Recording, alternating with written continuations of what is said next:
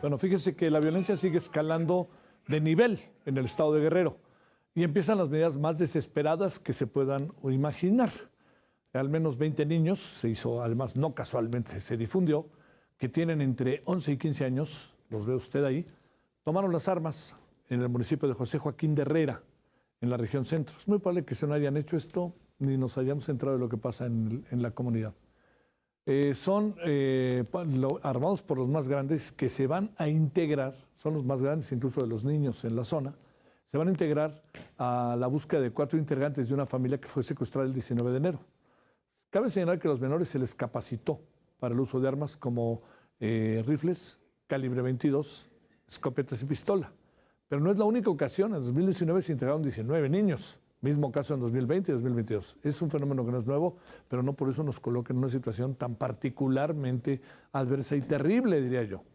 Ante esta situación, el gobierno de Guerrero presentará denuncias en contra de quienes armaron a los niños comunitarios, ya que uniformar a los pequeños y darles armas es un delito.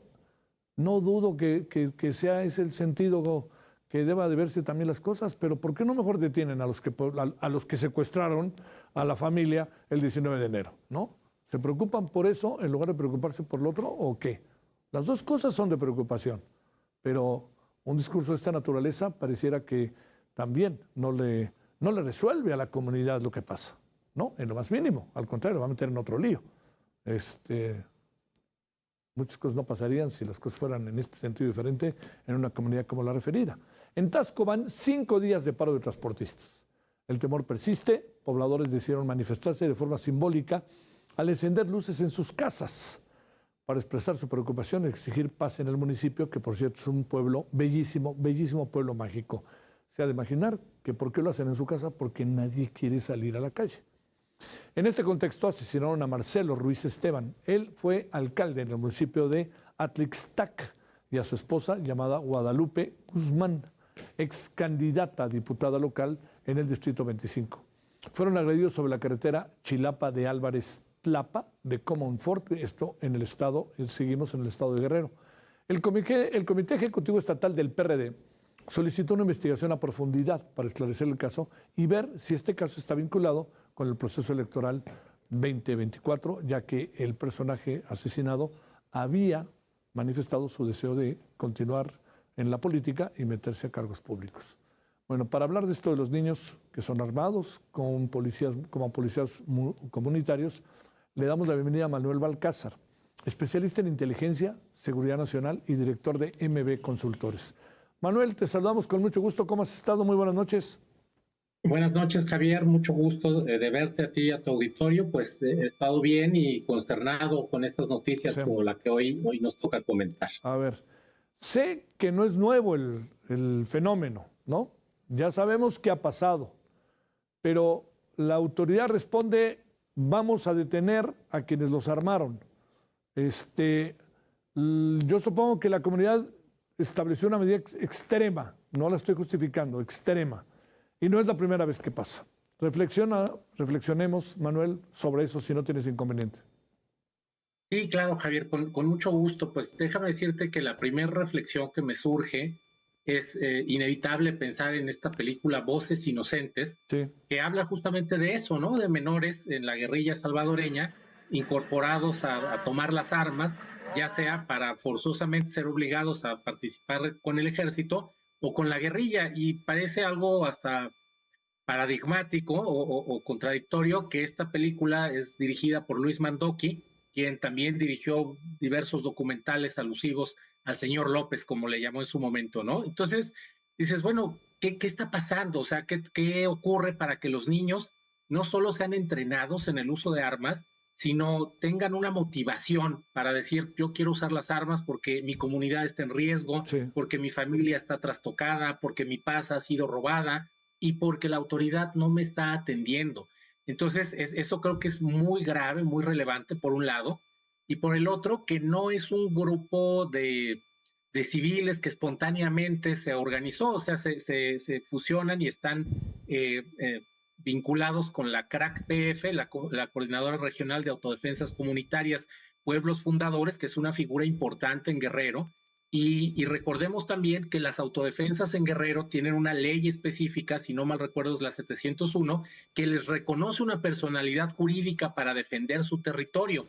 Entonces, aquí también hay un elemento a tomar en cuenta, que es justamente pues el marco legal, la sanción que habría que tener, si es que tiene, porque también esta ley 701 señala temas de usos y costumbres. Entonces, aquí hay este componente de legalidad y de usos y costumbres, aunque no es ni el uso ni la costumbre en estas comunidades que los niños estén armados, niños que deberían estar en la escuela, que deberían estar estudiando, pero pues que tienen que tomar las armas porque no ven la presencia del Estado y porque los criminales pues no les dejan alternativa, no hay una manera de vivir en paz. Entonces es muy peligroso y la respuesta que da la autoridad también me parece totalmente sin sentido. Vaya, si fuera el caso de una comunidad urbana donde unos niños decidieron guiados por una persona, un maestro, un padre de familia, alguna persona de la comunidad, orientarlos para usar las armas, pues quizá tendría algún contexto, pero aquí es un grito de desesperación que la respuesta es te vamos a reprimir, cuando no puede ser la represión la respuesta inmediata, y vemos que hace falta gobernabilidad, vemos que hace falta la presencia de la Secretaría de Gobernación Federal, de la Secretaría de Gobierno, que esté atendiendo este tipo de conflictos, porque además hay todo un tema de protección a los derechos de la infancia y de la niñez, pues que se está vulnerando con esta omisión del Estado mexicano en garantizarles su derecho fundamental a la seguridad, a una vida libre de violencia, y por lo mismo pues están en esta medida desesperada que esperemos no sea precursora de otros brotes en el país, porque Guerrero ha sido siempre un punto, una entidad de la República Mexicana que se caracteriza por ser precursora o heráldica en ciertos momentos sociales, como fue la independencia en su momento, como después fue la subversión en los años 60, 70. Entonces esperemos que sea pues solo un caso atípico, lamentablemente lo dudo mucho, pero me parece que la autoridad tiene en su responsabilidad la conducción de esta crisis, yo me atrevo a llamarle así, para evitar que estos menores expongan sus vidas, expongan su integridad física, para atender la integridad emocional de estos niños que están afectados, para encontrar a sus padres y para recuperar las condiciones de normalidad que les hagan vivir una vida pues de estabilidad, de calidad, y que les permitan seguir con el desarrollo que el Estado mexicano debe de garantizar a cualquier ciudadano para poder estudiar, para poder trabajar. Eso es lo que yo identifico en esta situación tan lamentable. Manuel, ¿cómo cuadrar este tema en términos de la descomposición social que se va viviendo, ¿no? Se rompen las sociedades, se autoorganizan, está la impunidad, no confían en la autoridad, y esto, visto desde la perspectiva de los niños, uno de estos niños cuando tenga 30 años me pregunto qué podrá ver a sus espaldas de lo que ha vivido, ¿no? En quién creer, hacia dónde ir. ¿Esto qué piensas, Manuel?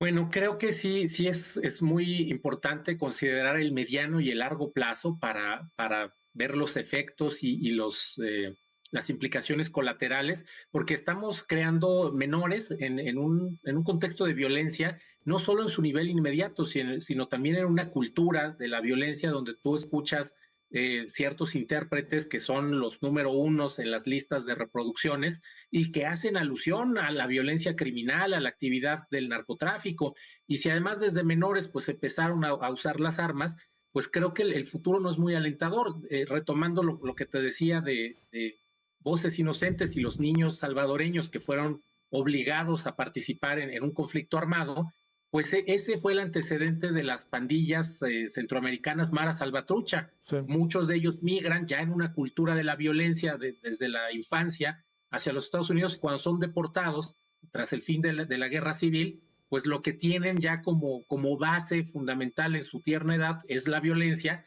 y esa reproducen, y ha sido por 30 años un problema pues muy relevante, tanto que, bueno, pues el presidente Bukele en El Salvador ha tomado medidas, en fin, es otra controversia, pero para el caso mexicano estos niños son potenciales generadores de violencia indirectas, o sea, no es que los niños quieran ser violentos, es que las condiciones que rodean a los niños son de extrema violencia, las están absorbiendo y las podrían replicar si no se da la atención desde lo más básico, que es la unidad municipal, por un lado, y por el otro, el caso de Michoacán, por ejemplo, que hemos visto ya 3 generaciones de autodefensas, tienen también más o menos desde el 2005 con estas expresiones, pero cada vez están más fragmentadas, cada vez son menos eficientes y cada vez son más y se van enfrentando entre sí y están permeadas algunas de ellas por el crimen organizado, de manera que el problema no se está resolviendo porque no se puede confiar a los civiles una misión que por definición y acuerdo constitucional está conferida al Estado mexicano, que es el monopolio legítimo de la violencia para asegurar el Estado de Derecho. Claro. Entonces, no se está ejerciendo este monopolio de la violencia, parece ser que se renunció a él en una doctrina de mínimo uso de la fuerza, y el Estado de Derecho pues cada vez empieza a ser un referente más lejano que a estos niños, déjame decirte, lamentablemente no les ha tocado vivir, tener esa tranquilidad, esa certeza en sus instituciones y esa seguridad que tu familia va a estar ahí porque no se la va a llevar ningún grupo criminal, nadie lo va a ir a extorsionar, nadie le va a ir a pedir piso. Entonces, sí, creo que es una muy atenta y oportuna llamada de atención para que las autoridades, además del despliegue operativo y todo lo que tengan que hacer, emprendan acciones de atención psicológica, social y de fortalecimiento comunitario, que es básico para poder evitar que esta violencia siga desangrando al país por lo menos una década más. Te mando un gran saludo, Manuel Balcácer. Muchas gracias y muy buenas noches, Manuel. Gracias a ti, Javier. Un saludo a ti y a tu auditorio. Bonita noche. Hasta luego.